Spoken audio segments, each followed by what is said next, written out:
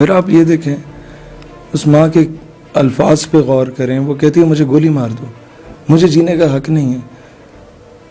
اس system کو گولی مارو جس سسٹم نے اجازت دی ایسے بندے کو کہ اس طرح کی حرام توپی کرے۔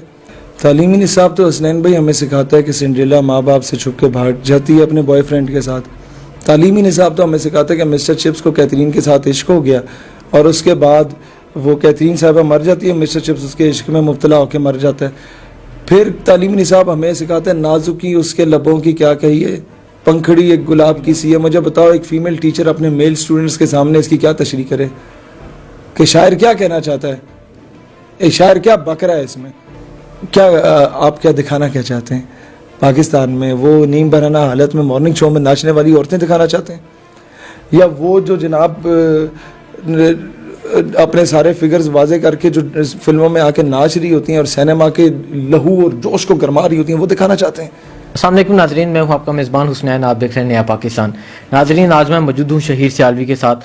اب ملک میں جو آئے روز بڑھتے ہوئے واقعات زیادتی کے، ریپ کے، قتل کے، اس حوالے سے میں شہیر بھائی سے بات کرتا ہوں۔ شہیر بھائی السلام علیکم۔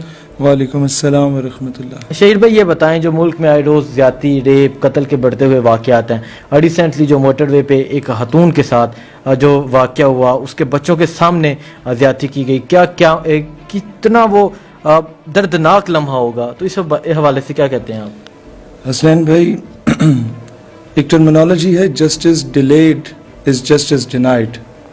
وقت پہ انصاف نہیں دو گے نا، ایسے واقعات رونما ہوتے رہیں گے۔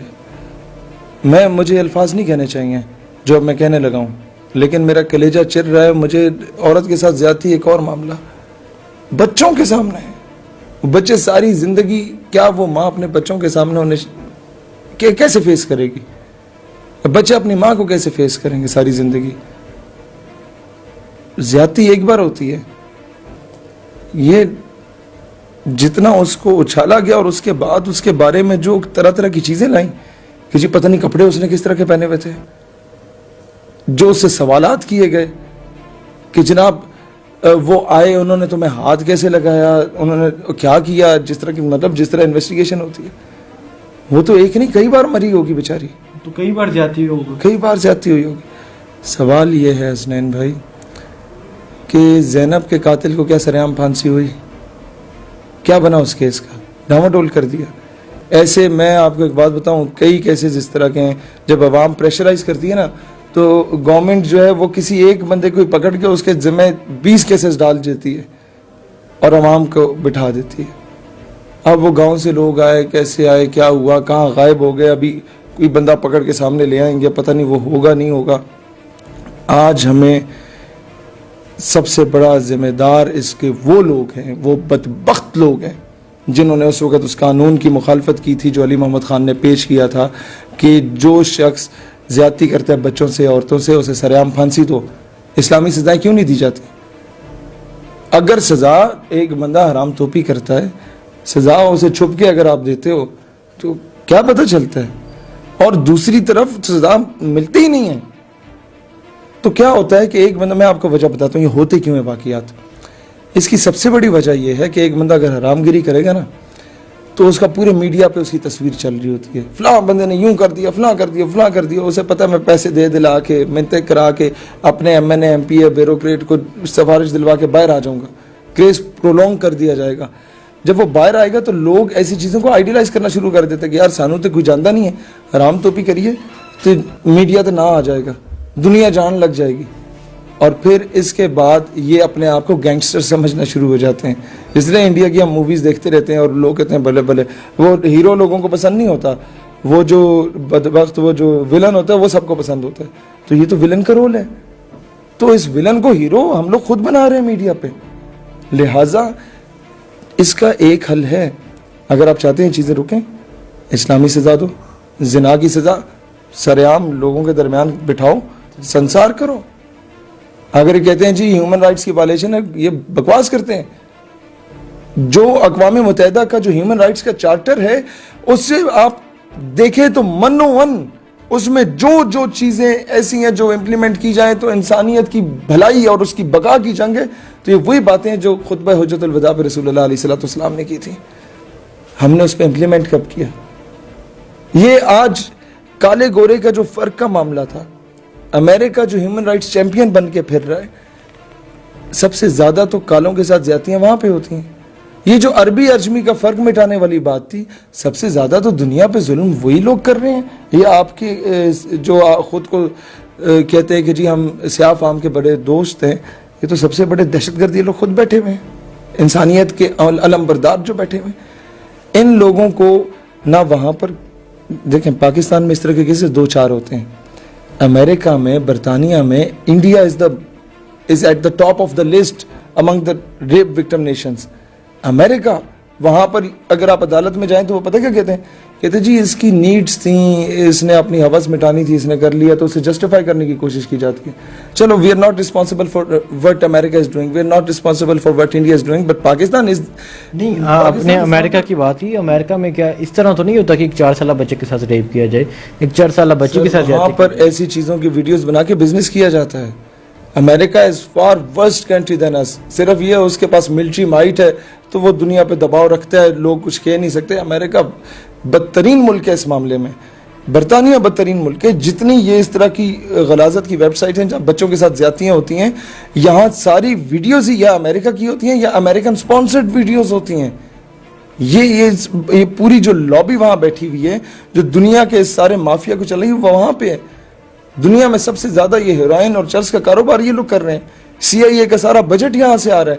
افغانستان سے اصل تو تکلیف ان کی یہ تھی کہ ملا عمر جب آیا، ایک تو اسلامک سسٹم کو انٹروڈیوس کرانا چاہتے تھے، دوسرا اس نے ان ساری فیکٹریوں کو آگ لگا دی تھی. انہیں تکلیف ہوئی اس چیز کی.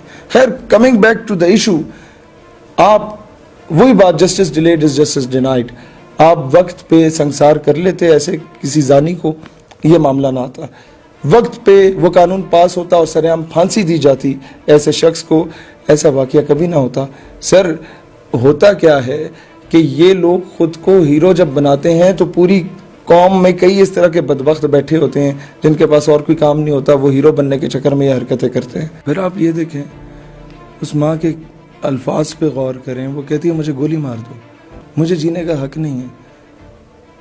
اس سسٹم کو گولی مارو جس سسٹم نے اجازت دی ایسے بندے کو کہ اس طرح کی حرام توپی کرے. سسٹم خود اسے موقع فراہم کرتا ہے کیونکہ ان لوگوں کو پتہ ہے. آپ گئے نا اس سے پہلے گاؤں دیہاتوں میں، وہ کیا کہتے تھے لوگ؟ پولیس آئی، یہ لوگ آئے، دباؤ ڈال کے زبردستی پیسے دے کے چلے گئے. بھائی اگر اگلا بندہ معاف کر بھی دیتا ہے، ریاست از سپوزڈ کہ وہ اسے سزا دے، نہیں تو ان چیزوں کی وہ کیا کہتے ہیں، حوصلہ افزائی ہوگی. اگلا بندہ جو حرام توپی کرتا ہے وہ 5-10 لاکھ روپے لا کے اس اگلے بندے کے باپ کو دے دے کہ یار غریب آدمی ہے، بس ٹھیک ہے معاف کر دے گا. تو ریاست کس وجہ سے؟ چوری کرنے والے کے ہاتھ کاٹتے نا، تو آج یہ بڑے بڑے چور ڈاکو لٹیرے جو ہم پہ قابض رہے ہیں پچھلے 70 سالوں سے، ان کے سوئس اکاؤنٹس میں وہ پیسہ نہ پڑا ہوتا، پاکستان میں ہوتا، پاکستان آج مقروض نہ ہوتا. ہمارا وزیر اعظم تھا، وہ میرے لاکھ اختلاف ہو، میری بےزتی ہوئی، میں ننگا ہوا جب اسے ایئرپورٹ پہ ننگا کیا گیا تھا سابق وزیر اعظم کو. کیوں؟ مقروض ہیں، بھکاری ہیں. کیوں ہے بھکاری؟ کیونکہ چوری کرنے والے کے ہاتھ نہیں کاٹے گئے. ہاتھ کاٹے گئے ہوتے، یہ جن شرابوں کی بوتلوں کو شہد کی بوتل بنا کے پیش کیا جاتا ہے، جن پہ کیسز ہوتے ہیں تو وہ ہسپتال میں جا کے وہ کہتے ہیں کہ جی ہم بیمار ہو چکے ہیں، ملک سے باہر دفع ہو جاتے ہیں. یہ سارے سلسلے نہ ہوتے، آج یہ FATF کی زد میں ملک نہ ہوتا، آج ہم پہ سینکشنز نہ لگتی، آج ہم لوگوں کو گستاخانہ خاکوں کے بعد بھی ہم گریبان سے پکڑ کے سفیر کو لات مار کے باہر بھیجنے کے قابل ہوتے. یہ پورا سسٹم ایسا ہے. اس ماں کو گولی نہ مارو. میں اکثر ایک بات اور بھی کہتا تھا کہ دہشت گرد کو نہ مارو، اس کی ماں کو مارو جس کی کوکھ سے دہشت گردی جنم لیتی ہے، جو اسے فائنانس کر رہی ہے، وہ جو پیچھے اس کی ماں بیٹھی ہوئی ہے نا، جو اس کو سارا سپورٹ کر رہی ہے. اسی طریقے سے اس چیزوں کی ماں یہ سسٹم ہے، جس سسٹم نے اجازت دی کہ کسی کے ساتھ بھی جا کے زیادتی کر لو، ماں بہن بیٹی کے ساتھ، کسی کو بھی جا کے ہوٹنگ کرو، کسی کا برقع کھینچ لو، کسی کا دوپٹہ کھینچ لو. اور یہ سسٹم ایسا آ چکا ہے، ہم پہ مسلط ہو چکا ہے کہ آپ جب بات کریں گے کہ اس بدبخت کو پھانسی دو، ساری گندی آنٹیاں آ جائیں گی اور یہ کہیں گے کہ جناب یہ تو آپ ہیومن رائٹس کی وائلیشن کر رہے ہیں. اور ایسی کچھ آنٹیاں ہمارے پارلیمنٹ میں بھی بیٹھی ہوئی ہیں معذرت کے ساتھ، زیادہ نہیں ہیں، 2-3 ہیں، لیکن وہ اس طرح کی بات کرتی ہیں. اب ان کے نوٹس آ جائیں گے آپ نے ہمارے بارے میں یوں کہہ دیا. لیکن جناب جب اس ماں سے پوچھو نا اس کے بارے میں آپ نے کیا کہا. مطلب وزراء منتیں کر رہے ہیں. ہم کہتے ہیں کہ جی وہ فلاں پولیس آفیسر کو خالی کر دیا جائے عہدے سے. کہتے ہیں بھائی تم وزیر ہو, کس سے ریکویسٹ کر رہے ہو؟ تم تو دنیا کو یہ بتا رہے ہو کہ سسٹم تم چلا ہی نہیں رہے, تمہاری حکومت نہیں ہے. کہتے ہیں کیا مطلب کہ جی میں حکومت سے مطالبہ, وزیر اٹھ کے یہ کہہ رہے ہیں میں حکومت سے مطالبہ کرتا ہوں کہ آپ یوں کریں. بھائی تو تم کیا ہو؟ حکومت پر کون چلا رہا ہے؟ کوئی وائٹ ہاؤس میں بیٹھ کے چلا رہا ہے یا کسی اور جگہ پہ بیٹھ کے چل رہی ہے. لہٰذا ہیو سم, میں وہ نہیں کہنا چاہتا. وہ شہید بھائی یہ بتائیں کہ یہ واقعات کیوں رونما ہوتے ہیں؟ ایک 4 سالہ بچی کے ساتھ زیادتی کیوں ہوتی ہے؟ زیادتی کے بعد اسے کیوں قتل کیا جاتا ہے؟ اس کی بیسک ریزن کیا ہے؟ سر ریزن یہ 2 ہفتے پہلے ایک وکیل ہماری بہن ہے جس کو 3 دن کے لیے اغوا کیا گیا. سر 10 محرم کو نہیں بخشا ان لوگوں نے, لوگوں کو معصوم بچوں کے ساتھ زیادتیاں ہوئیں. ان لوگوں نے رمضان کا مہینہ نہیں بخشا لوگوں کو. ان بدبختوں نے, مجھے یہ بتائیں سائی وال میں واقع ہوا, بچوں کے سامنے باپ کو قتل کیا, انصاف ملا؟ خان کہتا ہے میں بیرون ملک دورے سے واپس آ رہا ہوں, انصاف دوں گا. ملا؟ نہیں ملا. نقیب اللہ محسود کا قتل ہوا راؤ انوار کے ہاتھوں, انصاف ملا؟ نہیں ملا سر.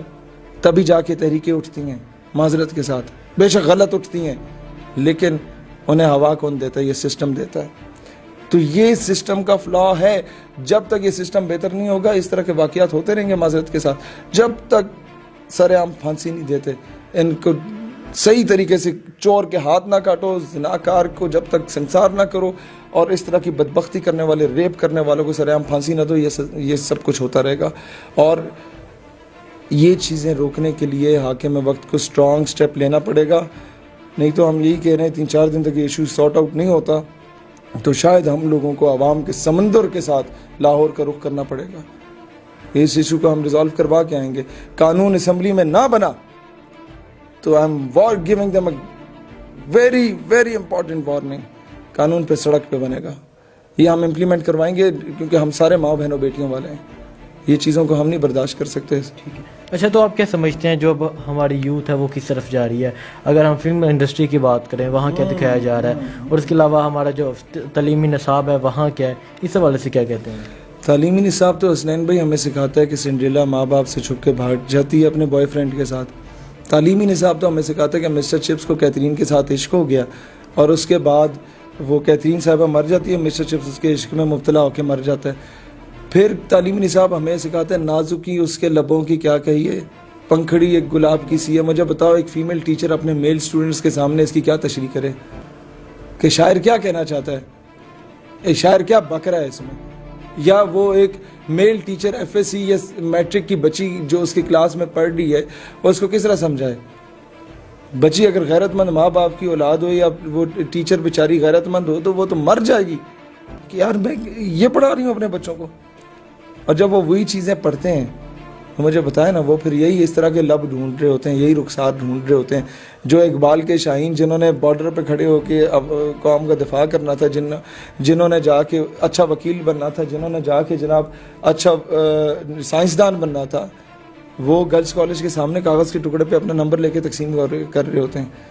تو یہ پھر وہی بات ہے تعلیمی نصاب ایسا. پھر فلم انڈسٹری, وہ کیا نام ہے, یاسر حسین نام ہے, کیا نام ہے اس کا, وہی نا جنہوں نے بیان دیا کہ ترکی کے ڈرامے اور لنڈے کے کپڑے پاکستانی فلم انڈسٹری کو دبا گئے. وہ ہے کون ویسے؟ یاسر کرتا کیا ہے؟ ایکٹر ہے وہ ہیں اندازہ. اچھا خیر جو بھی ہے, آپ یہ دیکھیں کہ اب مجھے یہ بتائیں کہ کیا آپ کیا دکھانا کیا چاہتے ہیں پاکستان میں؟ وہ نیم برہنہ حالت میں مارننگ شو میں ناچنے والی عورتیں دکھانا چاہتے ہیں, یا وہ جو جناب اپنے سارے فگرز واضح کر کے جو فلموں میں آ کے ناچ رہی ہوتی ہیں اور سینما کے لہو اور جوش کو گرما رہی ہوتی ہیں وہ دکھانا چاہتے ہیں؟ قوم کو کیا دکھانا چاہتے ہیں؟ مجھے پیار کی بازی دے گیا وہ ایک منڈے کبارے نے, یہ گانا گانے والی وہ عورت وہ ارتغل پہ آ کے بحث کر رہی ہے کہ جناب ارتغل نہیں ہونا چاہیے تھا. مجھے بتائیں نا, آپ قوم کو بغیرت بنانا چاہتے ہیں, آپ قوم کی بیٹیوں کو کس طرف لے کے جا رہے ہیں. باغی ڈرامہ ادھر چلتا ہے جس میں بتایا جاتا ہے کہ قندیل بلوچ جو کر رہی تھی وہ ٹھیک کر رہی تھی, جسم بیچ رہی تھی ماں باپ کا پیٹ پالنے کے لیے. بھئی الو کی پٹھے, اس نے ماں باپ کا پیٹ پالنا تھا, لوگوں کے گھروں میں جا کے مزدوری کر لو, گھروں میں نہیں وہ کیا کہتے ہیں سلائی مشین لگا لو. تم کوئی اور کام کر لو, جھاڑو پوچھا دے دو. لازمی ہے جسم کی نمائش کی جی افریدی چھکا مارے گا تو میں ننگا ہو کر ناچوں گی. اس کو آئیڈیلائز کرنے کے لیے ڈرامہ بنایا جاتا ہے. مجھے بتائیں نا, قوم کی بیٹیاں سارا دن آ کے پڑھتی تو نہیں ہے نا, انہوں نے ٹی وی بھی دیکھنا ہوتا ہے. ٹی وی پہ ظاہر ہے اب وہ انگریزی ڈرامے, انگریزی سب کو تو آتی نہیں ہے, پاکستانی ڈرامے دیکھیں گے. پاکستانی ڈراموں میں آگے یہ بیٹھا ہوا ہے, یہ غلاظت دکھائی جاتی ہے, تو قوم کی بیٹی تو اسے آئیڈیلائز کرے گی کہ نہیں یار, after all she was doing some thing good. تو یہ چیزیں ہیں جو ہمارے معاشرے کو اس طرف مائل کر دیتی ہیں. اور پھر ٹی وی پہ جو غلاظت دکھائی جاتی ہے میڈیا پہ, لوگوں کو وہ چیز اکساتی ہے. عورتوں کی ننگی رانیں دکھائے بغیر تو ان کے صابن نہیں بکتے.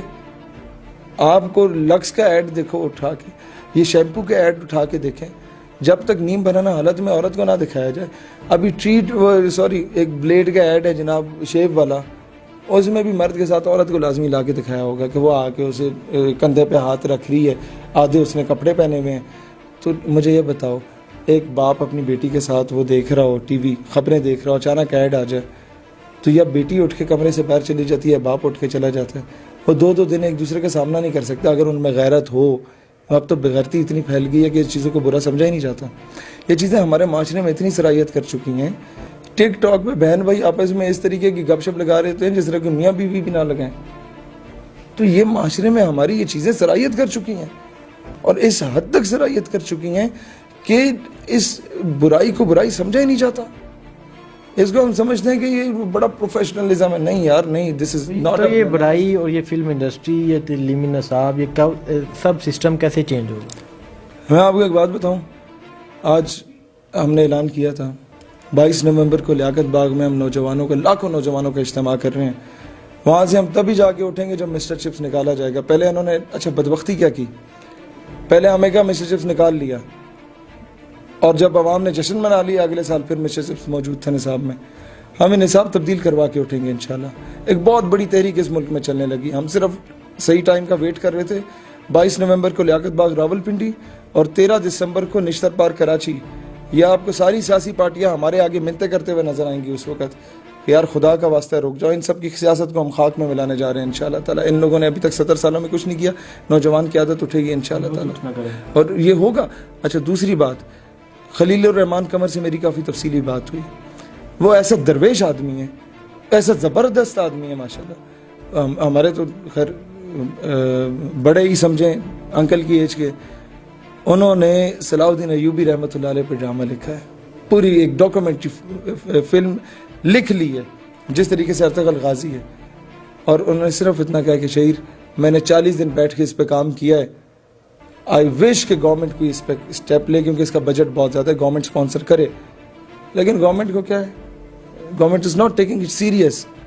اس نے کئی مرتبہ میڈیا پہ یہ بات کی کہ میں بنانا چاہ رہا ہوں, انڈائریکٹلی سمجھانا چاہا اس نے. گورنمنٹ نے کوئی اسٹینس نہیں لیا, کیونکہ گورنمنٹ میں آپ کے وہ سارے لچے لفنگے قسم کے وزیر بیٹھے ہوئے ہیں. وہ سستی شہرت حاصل کرنے کے لیے کبھی مولویوں کی وہ جا کے پاؤں پکڑ رہے ہوتے ہیں, کبھی وہ کسی اور کے پیچھے بھاگے ہوئے ہوتے ہیں, کبھی وہ شراب و کبابوں میں پڑے ہوئے ہوتے ہیں, اور اس کو کہتے ہیں نہیں جی یہ تو خیر ہے. قائد اعظم بھی نعوذ باللہ پیا کرتے تھے. ایسے گھٹیا قسم کے لوگ ہوتے تھے.